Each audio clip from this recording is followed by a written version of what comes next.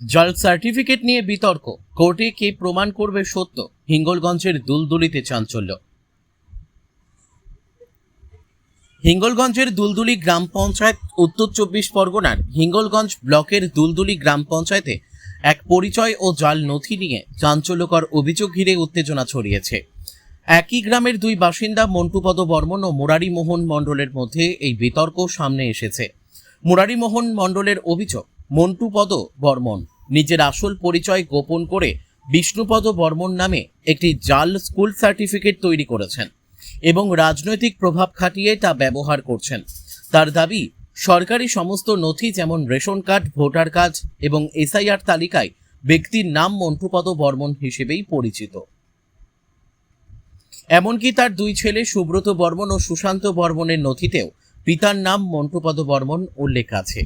অন্যদিকে অভিযুক্ত মন্টুপদ বর্মন সংবাদ মাধ্যমের প্রশ্নের উত্তরে স্বীকার করেন যে তিনি স্কুলে গিয়ে সাদা কাগজে সই করিয়েছিলেন, তবে তিনি কোনো জাল নথি তৈরি করেননি বলে দাবি করেন।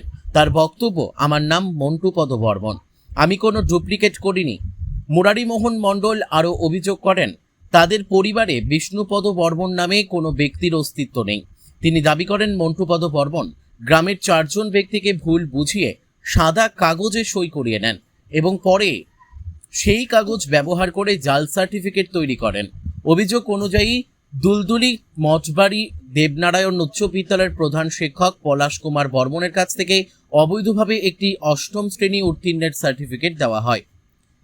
প্রথমে প্রধান শিক্ষক বিষয়টি অস্বীকার করলেও পরে গ্রামবাসীদের চাপে তিনি ভুল সার্টিফিকেট দেওয়ার কথা স্বীকার করেছেন বলে দাবি করা হয়েছে। স্কুলের রেজিস্টার খাতাতেও বিষ্ণুপদ বর্মন নামে কোনো ছাত্রের নাম নেই বলে অভিযোগ। এছাড়াও গ্রাম প্রধান তাপস মণ্ডলের বিরুদ্ধেও জাল সার্টিফিকেট দেওয়ার অভিযোগ উঠেছে। এই ঘটনায় যারা সাক্ষী হিসেবে সই করেছিলেন বলে দাবি করা হচ্ছে তাদের নাম বিষ্টু হালদার, অসীম মণ্ডল, বিকাশ মণ্ডল, শুভেন মণ্ডল। পুরো ঘটনাকে ঘিরে গ্রামে তীব্র উত্তেজনার সৃষ্টি হয়েছে। এখন নজর আদালতের দিকে, কে প্রমাণ করবে নিজের সত্যতা সেটাই দেখার। বসিরহাট থেকে প্রদীপ সরকারের রিপোর্ট, বিগ নিউজ বাংলা। কি ছিল? মাস্টারমশাই বলেন যে এই স্কুলে পড়তো কিনা তোমরাই বলো। তা আমি বললাম হ্যাঁ পড়তো, কিন্তু এই 4 জন সবাই আমরা সই করতে পড়তে এই হিসেবে কিন্তু সাদা কাগজে সই করে নিয়েছি বলে এই কাগজটা আবার ফেরত দেবো না। এটা হেডমাস্টার মশাই পলাশ বর্মা, দুলদুলি স্কুল। আমার নাম বিষ্ণুপদ হালদার। আর কে কে ছিল? অসীম ছিল, বিকাশ ছিল, আর শুভেন ছিল, আর আমি ছিলাম। আচ্ছা, আপনি নাকি একটা ডুপ্লিকেট সার্টিফিকেট দিয়েছেন, কি বলবেন? আমায় তো ডুপ্লিকেট সার্টিফিকেট দেবো কেন? আমার স্কুল থেকে সার্টিফিকেট নিয়েছে মন্টুপদ বর্মন আর বিষ্ণুপদ এক ব্যক্তি, যা দিয়েছে আমি তাই দিকে দিয়ে দিচ্ছি, আমার কোনো ব্যাপার নাই তো। একাধিক মানুষ বলছে না এটা ডুপ্লিকেট হয়েছে, তাহলে ডুপ্লিকেট এটা আমার কাছে সত্য নেই, আমার কাছে যে সার্টিফিকেট ওরা জেনে দিয়েছে আমি তাই দিকে দিয়ে দিচ্ছি।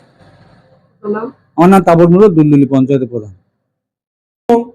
সে অ্যাফিডেভিট কপি জমা দেয়, পঞ্চায়েতের একটি লিখিত জমা দেয়, দিয়ে আবেদন করে। আমি তখন এবং এই 5 জনকে এনে সই করিয়ে আমার কাছে জমা দেয়। আগে আপনারা লিখুন, তারপরে আমি এটা কাজ করাইনি। মন্টু বর্মন বসে থেকে করিয়ে নিয়েছে। এটা কি অপরাধ? অপরাধ তো বটেই, কারণ ডিটেলস লেখেনি, যার জন্য আমি সেই কাগজ মন্টু বর্মনকে ফিরিয়ে দিয়েছি।